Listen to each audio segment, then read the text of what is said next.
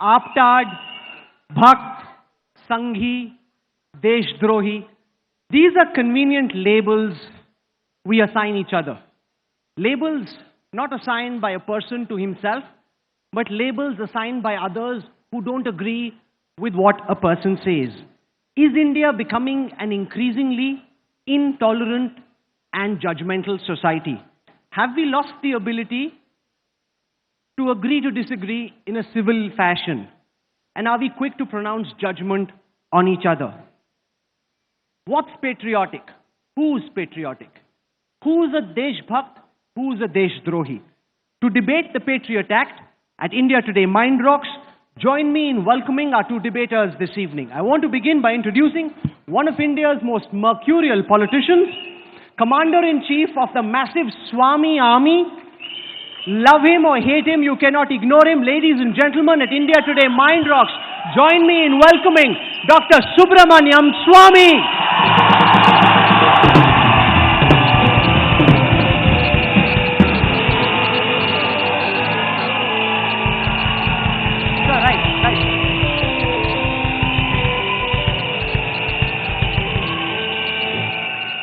He is one of the most articulate young voices of India's opposition.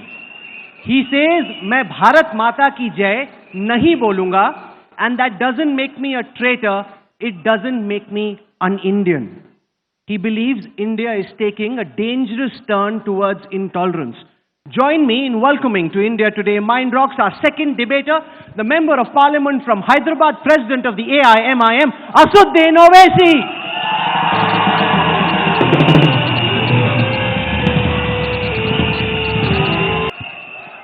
तो आखिरकार देशभक्त कौन है, देशद्रोही कौन है, और कौन तय करता है कि देशभक्त कौन है और देशद्रोही कौन है? कौन तय करता है कि देशभक्ति की परिभाषा क्या है? इस पर चर्चा करने के लिए इंडिया टुडे माइंड रॉक्स में इस वक्त हमारे साथ मौजूद हैं बीजेपी के सांसद डॉक्टर सुब्रमण्यम स्वामी और हैदराबाद से सांसद असुद्दीन ओवैसी।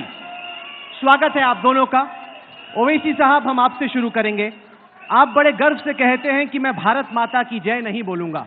यहां बैठी जनता, टीवी पे देख रही जनता जानना चाहती है कि आखिरकार भारत माता की जय बोलने में इतनी तकलीफ क्यों है?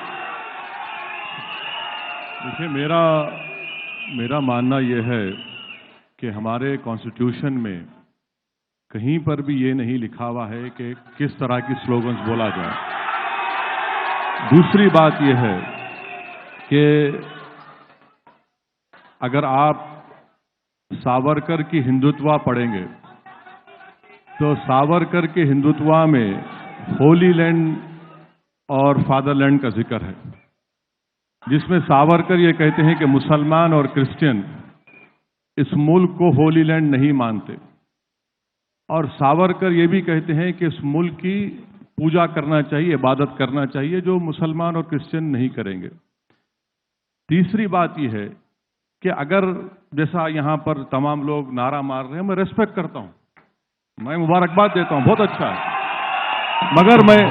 मगर यहां पर यह भी कहूंगा कि ये मेरा फैसला है, आप या कोई मुझे मजबूर नहीं कर सकता। मिसाल के तौर पर 16 मार्च 2016 को आरएसएस के जनरल सेक्रेटरी दत्तात्रेय होसबले ने कहा कि अगर जो कोई भी ये नारा नहीं मारेगा वो एंटी नेशनल है। ये किसने अख्तियार दिया उनको? ये समझने की जरूरत है। तो आप जय हिंद, मैं जय हिंद बोलने में अपने आप को फख्र महसूस करता हूं। तो हो क्या रहा है कि हिंदुस्तान में एक हिंदू नेशनलिज्म को इंपोज करने की कोशिश की जा रही है। मैं ये कह रहा हूं कि इंडियन नेशनलिज्म को मैं फॉलो करूंगा। हिंदू नेशनलिज्म ये बोलता है कि सिर्फ एक ही मजहब रहेगा, एक ही कल्चर रहेगा, मिलिटेंट होगा, एग्रेसिव होगा, सेंट्रलाइज्ड लीडरशिप होगी। इंडियन नेशनलिज्म ये कहता है कि तमाम कम्युनिटीज को मानेंगे, कॉम्पोजिट कल्चर को मानेंगे, डाइवर्सिटी को मानेंगे। हिंदू नेशनलिज्म 1200 साल की गुलामी की बात करता, इंडियन नेशनलिज्म सिर्फ 200 साल की गुलामी की बात करता। तो यह फर्क है। इसीलिए मैं आपसे कह रहा हूं कि नारा जरूर लगाइए, मगर किसी को मजबूर मत करिए कि नहीं यही नारा आपको लगाना पड़ेगा, मैं उसको मानने को तैयार नहीं हूं। डॉक्टर सुब्रमण्यम स्वामी, असदुद्दीन ओवैसी डंके की चोट पे कहते हैं कि नहीं, मैं भारत माता की जय नहीं बोलूंगा। वो कहते हैं कि इस वजह से मैं देशद्रोही नहीं बन जाता और किसी की हिम्मत नहीं है कि वो मुझे मजबूर करे कि मैं भारत माता की जय बोलूं। क्यों मजबूर किया जाए असदुद्दीन ओवैसी जैसे लोगों को भारत माता की जय बोलने के? इंग्लिश और हिंदी? हिंदी में बोलिए, ज्यादातर लोग हिंदी समझ रहे हैं। ये पहले इन्होंने दो गलतियां की है अपने वक्तव्य में।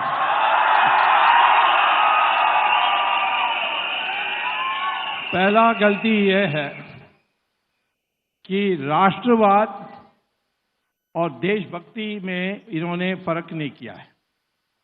देशभक्ति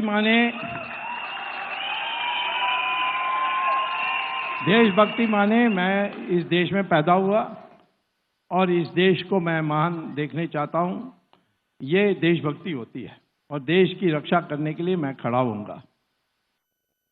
राष्ट्रवाद जो है वो है कि ये राष्ट्र प्राचीन राष्ट्र है और इसकी प्राचीन संस्कृति अटूट है, लगातार आती आई है।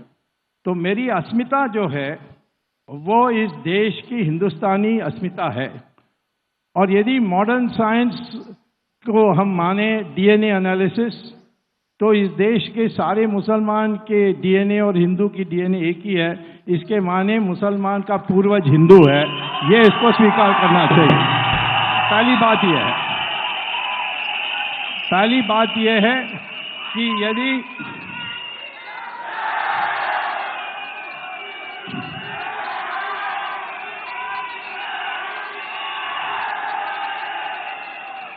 पहली बात है कि यदि आप इस देश के मुसलमान ये स्वीकार करने के लिए तैयार नहीं है कि मेरा पूर्वज हिंदू है, तो वो देशभक्त हो सकता है परंतु वो राष्ट्र विरोधी है, ऐसा मैं मानूंगा। क्योंकि ये राष्ट्र के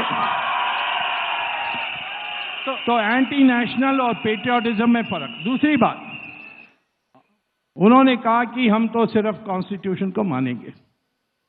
कॉन्स्टिट्यूशन में दो बातें हैं जो अनिवार्य है गवर्नेंस के लिए।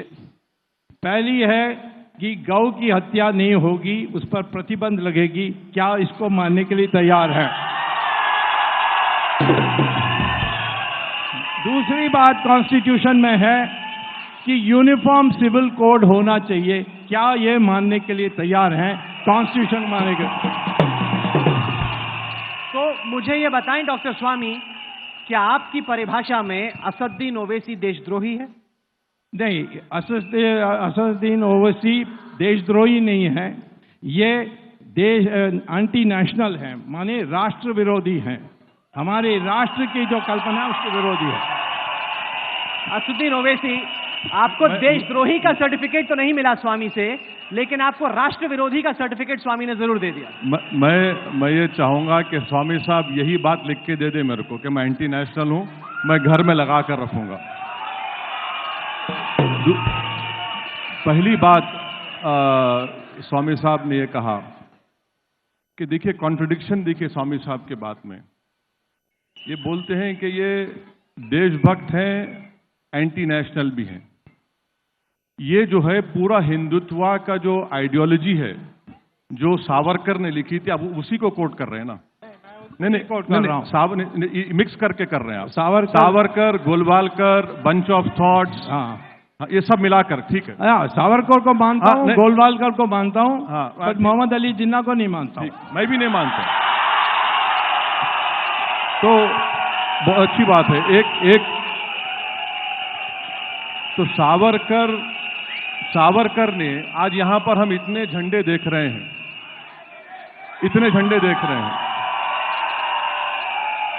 मैं आप तमाम को एक बात बताना चाहूंगा और इसका जवाब स्वामी साहब भी देंगे। सावरकर ने कहा था कि try colour can never be the national flag of India.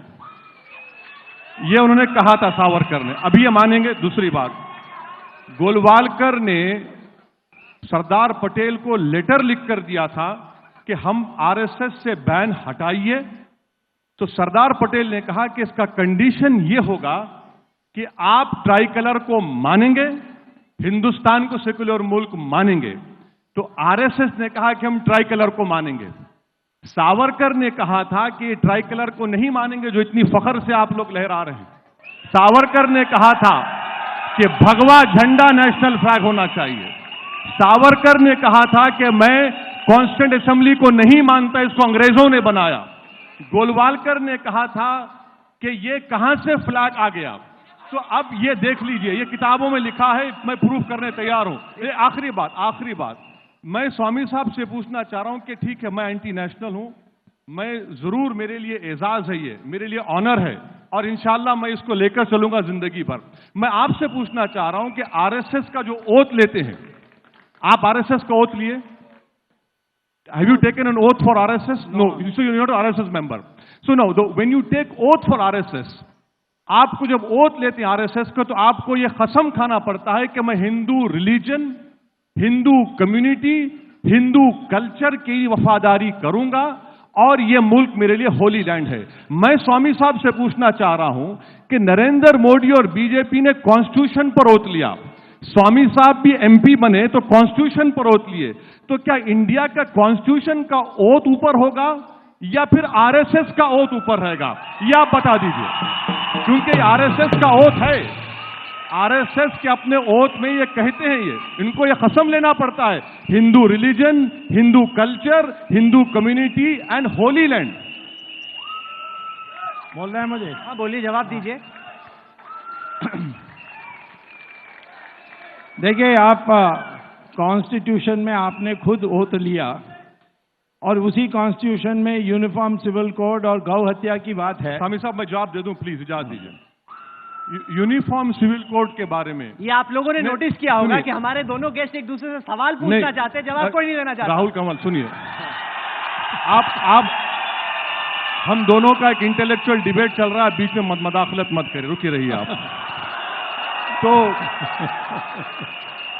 तो जहां तक यूनिफॉर्म सिविल कोड की बात है स्वामी साहब, यूनिफॉर्म सिविल कोड, मैं आपसे रिक्वेस्ट कर रहा हूं, आप तो हर पॉलिटिशियन आपसे डरता है रात में सोने से पहले, कल क्या केस डाल देंगे आप। तो मैं आपसे इनकी पार्टी में भी डरते हैं। हाँ, इनकी पार्टी में डरते हैं। मैं आपसे पूछ रहा हूं कि Hindu undivided family tax rebate, क्या ये राइट टू इक्वालिटी के खिलाफ नहीं है? हिंदू अनडिवाइडेड फैमिली सिर्फ हिंदू सिख्स के लिए क्यों, आप मुस्लिम्स को क्यों नहीं देते? दूसरी बात स्वामी साहब, कॉन्स्टिट्यूशन में हमने नागालैंड को और मिजोरम को स्पेशल प्रोविजन दिया उनके कल्चर को बचाने के लिए, क्या हम उसको बर्खास्त करेंगे? नागालैंड का framework of agreement Rahul Kanwal के हाथ को नहीं लगने देते ये गवर्नमेंट। तीसरी बात यह है कि आप सुन लीजिए, आप गोवा की मिसाल देंगे मेरे को, मिस्टर स्वामी, गोवा में ये प्रोविजन है कि कोई कैथोलिक के लिए भी प्रोविजन है, आपको मालूम होना चाहिए, रजिस्टर भी कर सकते। ये तीन चीज, हिंदुस्तान एक डाइवर्स मुल्क है, यहां पर हम रिलीजन्स को सेलिब्रेट करते हैं, हम कोई रिलीजन को नहीं मानते, इतने कल्चर्स हैं, ये हमारी मजबूती है। एक चीज मुझे बताइए असुद्दीन ओवैसी साहब, देश बदल रहा है, वक्त बदल रहा है, आपने कुछ धर्म से जुड़ी बातों का सवाल किया, मैं आपसे सवाल करता हूं ट्रिपल तलाक को लेकर। क्यों एक मुसलमान पुरुष तलाक तलाक तलाक करके अपनी पत्नी को तलाक दे सकता है? क्या आपको नहीं लगता कि आज वक्त आ गया है कि एक ऐसा हिंदुस्तान हो जहां पे आप तलाक तलाक तलाक कहते हुए या एसएमएस या व्हाट्सएप के जरिए अपनी बीवी को आप तलाक नहीं दे सकते? क्यों नहीं आप आवाज उठाते ट्रिपल तलाक के खिलाफ? एक बात आपको समझने की बहुत बड़ी जरूरत है कि मुसलमानों में जो लोग 4 स्कूल ऑफ थॉट्स को फॉलो करते, मुसलमानों में शिया है जो जाफरी स्कूल ऑफ थॉट को फॉलो करते। सुनिए, मुसलमानों में अहले हदीस हैं, उनका एक अलग सिस्टम है। आप एक पढ़े लिखे यंग मुसलमान हैं, सुनिए, मैं आपसे सीधा सवाल पूछ रहा हूं ओवैसी साहब, क्या आप ट्रिपल तलाक में विश्वास करते हैं, हाँ या नहीं? हाँ या नहीं सर? राहुल साहब, आपको पैटर्नाइज करने की जरूरत नहीं है, मैं पढ़ा लिखा जरूर हूं, इसलिए आपको डिटेल में समझा रहा हूं। ये 4 स्कूल ऑफ थॉट्स हैं। अब ये मामला सुप्रीम कोर्ट में गया है, सुप्रीम कोर्ट को डिसाइड करने दीजिए, सुप्रीम कोर्ट का जो फैसला आएगा वो मेरे लिए भी मंजूर है, आपके लिए मंजूर है। असुद्दीन ओवैसी साहब, सुप्रीम कोर्ट, देशभक्ति क्या है, देशद्रोह क्या है, नेशनलिज्म क्या है, एंटी नेशनलिज्म क्या है, इस सब पर आपकी राय है। लंदन में आप बैरिस्टर बन के आए हैं, हर मुद्दे पे आपकी राय है। ट्रिपल तलाक का मैं सवाल पूछता हूं, आपकी जुबान क्यों बंद हो जाती है? नहीं, मैं जवाब दीजिए। बिल्कुल नहीं। मैं आपको बता रहा हूं कि ये मसला सुप्रीम कोर्ट में है। सुप्रीम कोर्ट फैसला करेगा, यहाँ कोई आपकी अदालत तो नहीं होगा ना। सुप्रीम कोर्ट का फैसला अलग है। नहीं, सुप्रीम आपसे सरल सवाल यह है कि क्या आपके हिसाब से ट्रिपल तलाक की जो प्रथा है वो चलनी चाहिए, हाँ या नहीं? जवाब क्यों नहीं दे पा रहे हैं? जवाब आपको दे रहा आप बोल दीजिए कि मैं विश्वास करता हूं, बोलिए कि मैं विश्वास करता हूं, या बोलिए कि मैं विश्वास नहीं करता।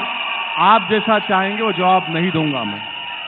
मुझे अख्तियार है कि मैं अपनी बात रखूं, मैं अपनी बात को रखा हूं, आपको समझाने की कोशिश कर रहा हूं, और जो सुप्रीम कोर्ट का फैसला आएगा होगा। मगर एक बात बताइए कि जहां कहीं मुस्लिम औरत पर जुल्म होता, आप लोग बोलते तलाक की वजह से होता, तो भाई ज़किया जाफरी से इंसाफ कब होगा? फिर ज़किया जाफरी से इंसाफ नहीं होगा क्या?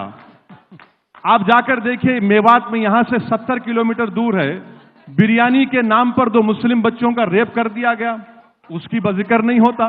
मगर जैसे ही मुस्लिम औरत का नाम आता है, आप लोग बोलते कि ये तलाक की वजह से। मेरे भाई, एक डेटा बना लीजिए, डिबेट करा लीजिए कि सबसे ज्यादा डिवोर्स किसका होता है, उसके बाद हम लोग बहस कर लेंगे। मेरे स्वामी साहब बुला लीजिए।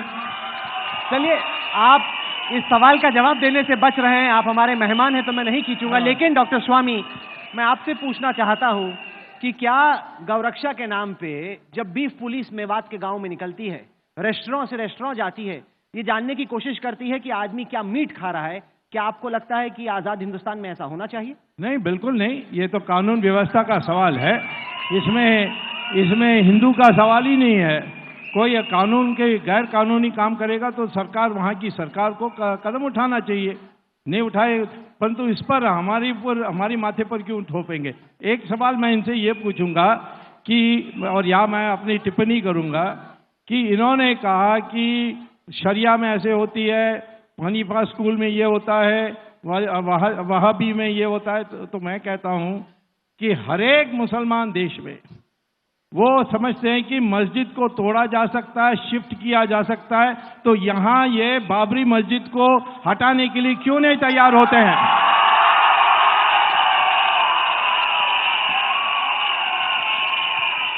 स्वामी साहब, आपको मैं ये जवाब कई मर्तबा दे चुका हूं।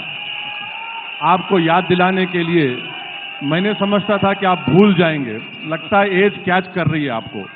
ठीक है, मैं आपको दोबारा कह रहा हूं। देखिए, जो पहला एफआईआर रजिस्टर हुआ था बाबरी मस्जिद में मूर्तियां रखने का, वो एफआईआर आप देख लीजिए, आप तो केस देख रहे हैं। वहां पर क्या था? दूसरी बात, आप हिंदुस्तान की बात करिए ना, आप अरबस्तान की क्यों बात करते? ये डेमोक्रेसी ने बात किया था। सुनिए, मैं कह रहा हूं, स्वामी साहब, ये डेमोक्रेसी है, ये एक फंक्शनल डेमोक्रेसी है। यकीनन आपकी पार्टी पावर में हो सकता है कि हम फैशिज्म तरफ चले जाएं, मगर डेमोक्रेसी तो है। डेमोक्रेसी को आप ले जाकर थ्योरोक्रेसी से क्यों मिला रहे? आप ये कंपैरिजन मत करिए। ईरान से, पाकिस्तान से, सऊदी अरब से मुझे क्या करना है? अच्छा, जब सऊदी अरब की बात आ गई, आप ही के फ्रेंड और आपके फेवरेट मिस्टर मोदी को हाईएस्ट सिविलियन ऑनर दिया सऊदी अरब ने। आप क्या बोलेंगे उस पर? थ्योरोक्रेटिक कंट्री है, उनको बाज़ाब्ता इनाम दिया, बोलिए क्या बोलेंगे? इसके माने है कि दुनिया मोदी को मानता है पर आप नहीं मानते, यही हो गया। बिल्कुल सर, अगर हिंदुस्तान के 99% भी मानेंगे तो एक आदमी नहीं मानेगा, उसका नाम ओवैसी होगा। ये लिख लीजिए। ओवैसी साहब, आज हमारे वजीर आजम का जन्मदिन है। सुबह कुछ एक्टर आए, वो हैप्पी बर्थडे टू मोदी गा रहे थे। आप देख रहे हैं ऑडियंस में अभी भी मोदी मोदी के नारे लग रहे हैं। 2.5 साल हो चुके हैं लगभग प्रधानमंत्री मोदी के सरकार में आए।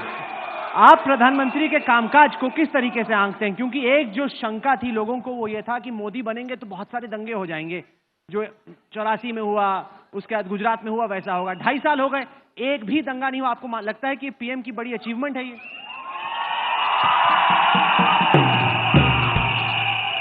पीएम की अचीवमेंट आपको बताता हूं मैं। पीएम गुजरात पहुंचे, बहुत बड़ा दलित लीडर जेल को चला गया रात में। पीएम 2 साल में रोहित वेमुला का सुसाइड हुआ। पीएम बने, हरियाणा में जाटों को रिजर्वेशन मिलता, मगर बॉम्बे हाई कोर्ट ने कहा कि महाराष्ट्र के मुसलमानों को एजुकेशन में दीजिए, आप इंप्लीमेंट नहीं करते। मोदी प्राइम मिनिस्टर बने, कश्मीर जल रहा है, कश्मीर जल रहा है, अब तक 80 से ज्यादा लोग मारे गए। मोदी प्राइम मिनिस्टर बने, हमारी फॉरेन पॉलिसी नहीं मालूम।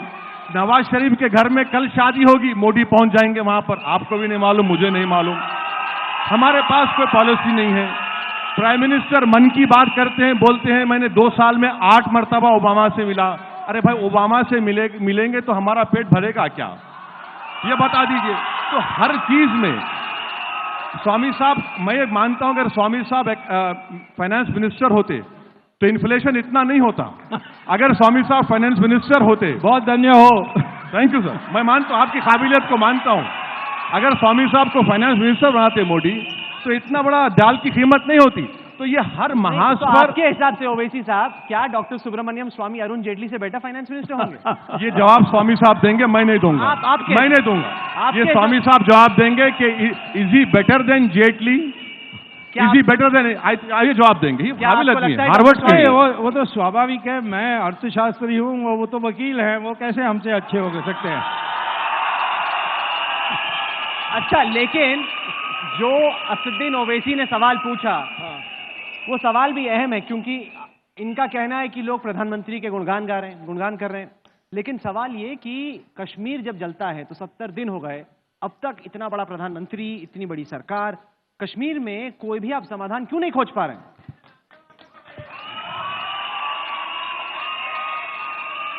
देखिए, हम लोगों ने शुरू में, भारतीय जनता पार्टी सरकार ने सोचा कि क्योंकि हम जम्मू में और लद्दाख में जीत कर आए और वैली में पीडीपी जीत कर आई, तो एक समन्वय के रास्ते का एक्सपेरिमेंट करना चाहिए। अब कई लोगों की राय है, और ये मेरी भी राय है, कि एक्सपेरिमेंट फेल हो गया और तुरंत कश्मीर में प्रेसिडेंट रूल होनी चाहिए। परंतु ये पार्टी के अंदर विचार होकर फैसला होगी। परंतु आज तक कई लोगों की आशा है कि किसी तरीके से हिंदू और मुसलमान दोनों सरकार वहाँ चला ले तो हमारी देश के लिए अच्छा है। परंतु जहाँ तक कश्मीर है, कितना भी विरोध हो, उसका 1 इंच नहीं छोड़ेंगे। जो छूटा हुआ है उसको भी लेंगे।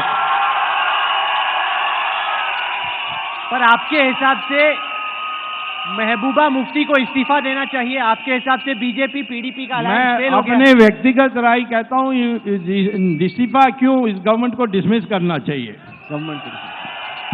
ओवैसी साहब, आप एक सर्वदलीय बैठक का हिस्सा थे, आप सर्वदलीय दल का हिस्सा थे, आप कश्मीर से होके आए हैं, आपने वहां पे जो हालात हैं उनको खुद देखा। आपके हिसाब से कश्मीर में अगर समाधान की तरफ बढ़ना हो, वास्तविकता को ख्याल में रखते हुए, तो क्या किया जा सकता है और क्या करना चाहिए?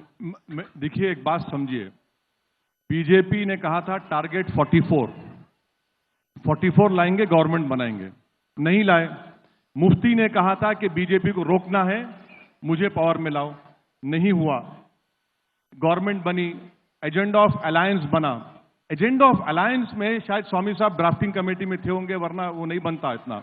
तो उसमें एजेंडा ऑफ अलायंस में लिखा गया कि सेपरेटिस्ट हुर्रियत से बात करेंगे, आफ्सपा के ऊपर रिव्यू करेंगे, ये नहीं हुआ।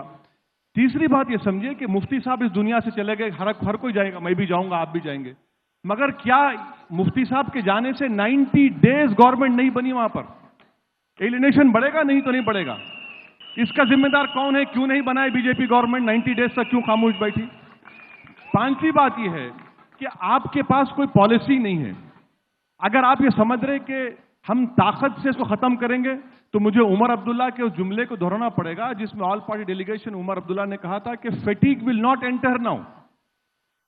एक आदमी का नाम लूंगा जो स्वामी साहब पसंद नहीं करेंगे, अटल बिहारी वाजपेयी। अटल बिहारी वाजपेयी ने जो पीस प्रोसेस शुरू किया था, कांग्रेस ने उसको डंप कर दिया 2006 में। 2010 की इंटरलॉकटर्स रिपोर्ट, चिदम्बरम उसको इंप्लीमेंट नहीं करते, कहते हैं कि अरे अब करना चाहिए था। 14 हो गया, 17 आ गया।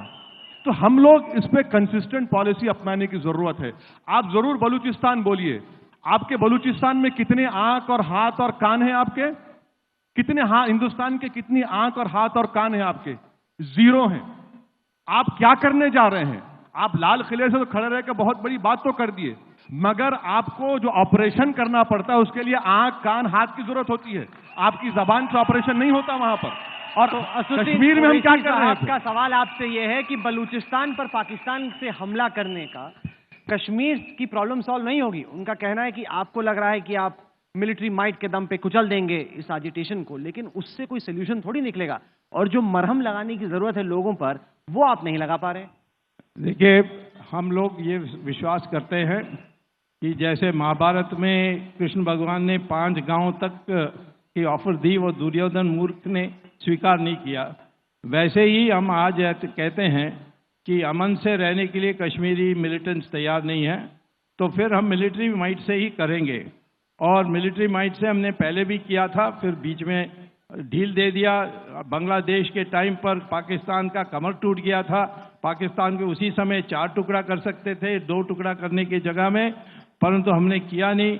हमने ताशकंद में आपको स्वामी साहब, क्या आपको लगता है कि पाकिस्तान को 4 टुकड़ों में करने का वक्त आ गया है? मेरी राय में पहले तो 1 टुकड़ा निकालना है बलूचिस्तान, और फिर उसके बाद सिंध की बात होगी। परंतु पाकिस्तान तो वहाँ वो सरकार कोई नहीं है, वो बनाई थी अंग्रेज़ों ने। आज वहाँ कोई सिविलियन गवर्नमेंट नहीं है, डब्बू है वो प्रधानमंत्री। वहाँ तो मिलिटेंट्स और मिलिट्री और आईएसआई चला रही है। और वहाँ की जो सिविल सोसाइटी है वो तो आशा करते हैं कि हम पाकिस्तान को मुक्त कराने के लिए आएँ। ये हालत है वो पाकिस्तान का। पाकिस्तान अपने आप टूट रही है, तो थोड़े दिन और देखेंगे, उसके बाद थोड़ा धक्का देंगे। असदुद्दीन ओवैसी साहब, जब भारत के प्रधानमंत्री बलूचिस्तान में ह्यूमन राइट्स वायलेशन के मुद्दे पर पाकिस्तान पर हमला करते हैं, तो कई लोग ये सवाल पूछते हैं कि असदुद्दीन ओवैसी ऐसे काम में सरकार का और प्रधानमंत्री का साथ क्यों नहीं देते? क्यों हर वक्त पर आप ऑपोजिशन की ही भूमिका में रहना चाहते हैं? अगर हमारे दुश्मन देश को नुकसान पहुंचता है, हमारा दुश्मन देश जो हम पे लगातार आतंकवादी हमला करता रहता है, अगर वो बैकफुट पे आता है, तो ये तो एक ऐसा काम है जिसमें आपको प्रधानमंत्री से हाथ मिला के आगे बढ़ना चाहिए। देखिए, आप बैकफुट की बात कर रहे हैं, प्राइम मिनिस्टर का तो पैर ही नहीं हिल रहा है ना। नवाज शरीफ के घर में शादी है, पहुंच जाते हैं। क्लाइमेट टॉक्स हो रहे हैं, बैठ के बात कर लेते हैं। इनकी सालगिरह हुई, उनकी सालगिरह तो आम भी जाते हैं, वो यहां पर साड़ी भी जाते हैं। आप फ्रंट फुट पे खेलिए या बैक फुट पे खेलिए, शफल करिए, कुछ तो करिए। आप कुछ नहीं कर रहे हैं, खाली खड़े हुए हैं। दूसरी बात यह है कि बलूचिस्तान से हमारा कोई ज्योग्राफिकल कंटिग्यूटी नहीं है। तीसरी अहम बात यह है कि प्राइम मिनिस्टर ओबामा के बहुत करीबी दोस्त हैं। उनको इंप्रेस करने के लिए प्राइम मिनिस्टर ने करीब 2 लाख 4 लाख का क्या सूट पहनकर गए थे, आपको याद होगा। मगर ओबामा की गवर्नमेंट कह दी है कि they are not for Balochistan. State department का स्पोक्सपर्सन कह रहा है। तो हमें अमेरिका के सर्टिफिकेट की क्या जरूरत? अरे तो आप ही तो मन की बात में कहते हैं, कि मैंने मित्रों ओबामा से मिला। नहीं तो अरे भाई, आप एक पॉलिसी तो अपना देखिए। सर्टिफिकेट लेने की जरूरत थोड़ी है। नहीं, सुनिए, एक बात तो मानना पड़ेगा कि जियोपॉलिटिकल सिचुएशन को सामने रखकर आपको फैसला करना पड़ेगा। आपके पास क्या पॉलिसी रखिए ना, ब्लैक एंड व्हाइट में। चलिए, आपने एक सवाल पूछा कंफ्यूजन को लेके कि कभी जाते हैं, गले मिलते हैं, अम्मी जान को मिलते हैं, लड्डू मैंगो खाते हैं, केक काटते हैं, और कभी लड़ने मारने पीटने की बात करते हैं। इनका कहना है कि बीजेपी की सरकार में पाकिस्तान को लेकर खास तौर से कोई कंसिस्टेंसी नहीं है, कोई नीति नहीं है। नहीं, बीजेपी ने कभी मारपीट की बात नहीं की। मैं तो जरूर बात करता हूं, ये मेरा व्यक्तिगत राय है। और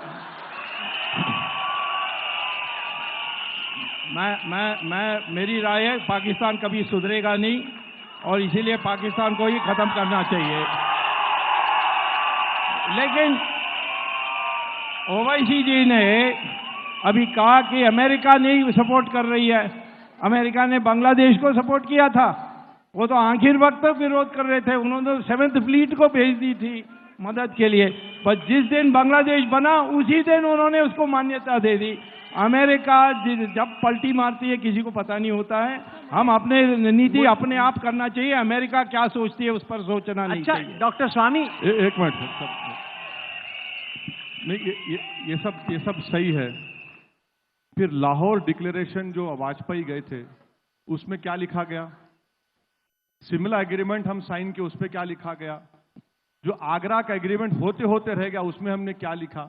ये सब चीजें सामने है ना। अब ऐसा है कि स्वामी साहब अब होम मिनिस्टर बनने के भी काबिल हो गए। इनको होम मिनिस्टर बनाना चाहिए। अच्छा, मुझे ये बताइए डॉक्टर स्वामी, क्या आपके हिसाब से आप राजनाथ सिंह से बेटर होम मिनिस्टर बनेंगे? राजनाथ सिंह मेरा मित्र हैं और सबसे अच्छा होम मिनिस्टर सरदार पटेल के बाद बने हैं। अच्छा, तो आप जेटली से बेहतर फाइनेंस मिनिस्टर बनेंगे पर राजनाथ से बेहतर होम मिनिस्टर नहीं बनेंगे। इसमें कुछ बड़ी जबरदस्त कहानी है। तो अरुण जेटली से आपका इतना खास रिश्ता क्यों? जैसे इंडिया पाकिस्तान का रिश्ता है, वैसा स्वामी और जेटली का रिश्ता है। देखिए, शुरू से हमारे इतिहास में दक्षिण ब्राह्मण और उत्तर ब्राह्मण में फर्क होता है और लड़ाई होती है, तो उसका जारी है ये। अच्छा, आप ये बातें करते हैं पाकिस्तान को तोड़ने की, इतनी जोरों से तालियां बजती हैं, लाजमी तौर पे लोग आपके साथ हैं, तो आपकी पार्टी आपकी क्यों नहीं सुनती?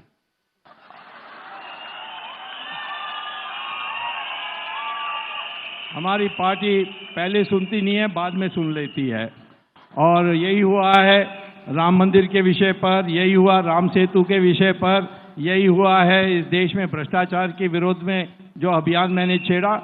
और मैं आपको कहता हूं कि आने वाले 2 साल के अंदर पार्टी वही बात कहेगी जो मैं आज कह रहा हूं।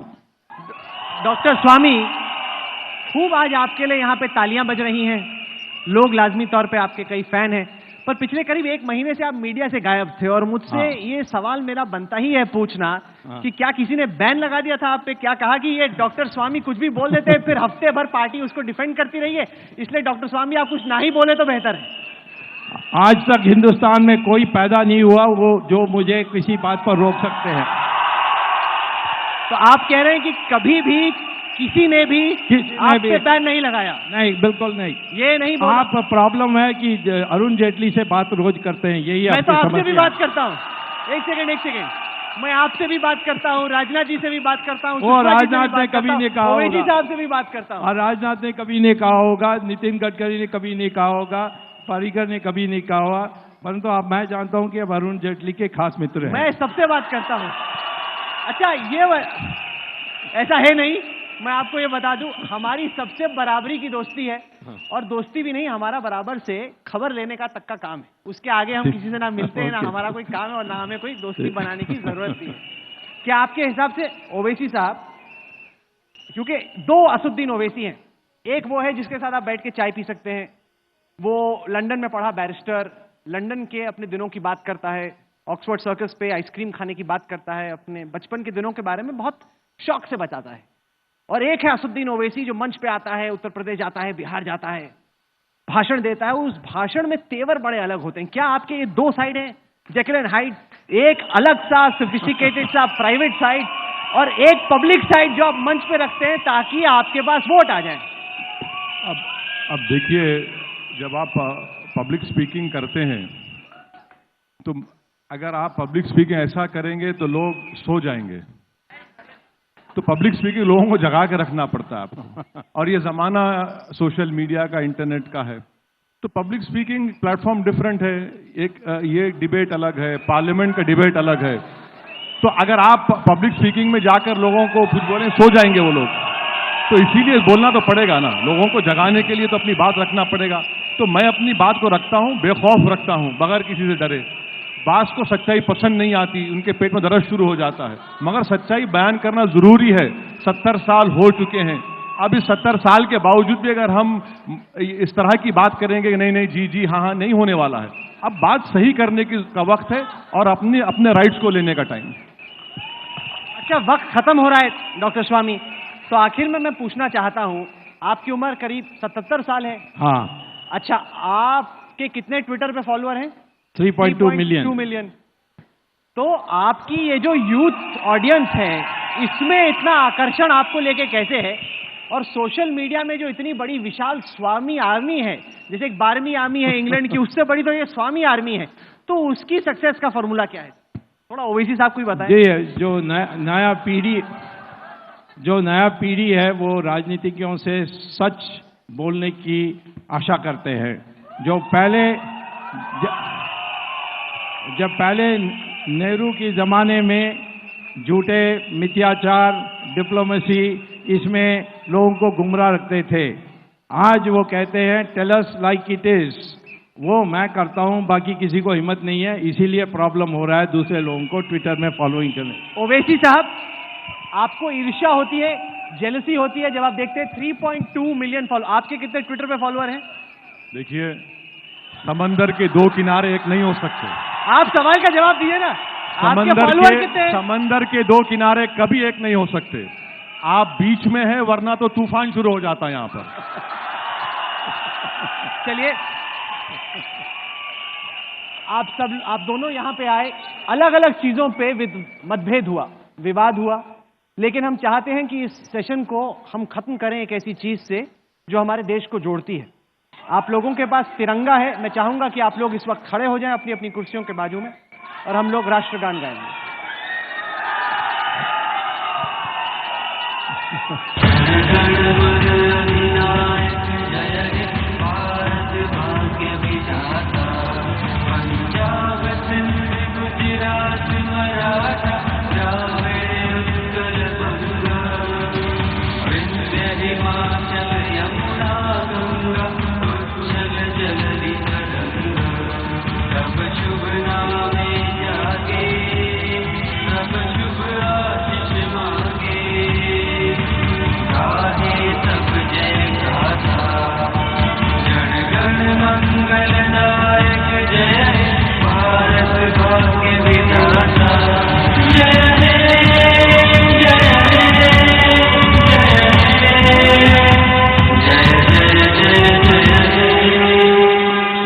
भारत माता की जय। और मैं चाहूंगा कि आखिर में डॉक्टर सुब्रमण्यम स्वामी एक दफा असुद्दीन ओवैसी से हाथ मिला ले और उसी पे हम अपना सेशन खत्म करें। सामने सामने सामने।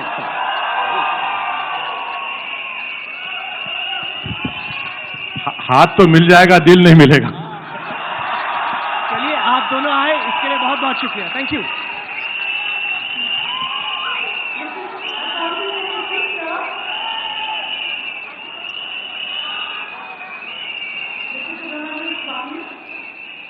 Sir, thank you so much, sir.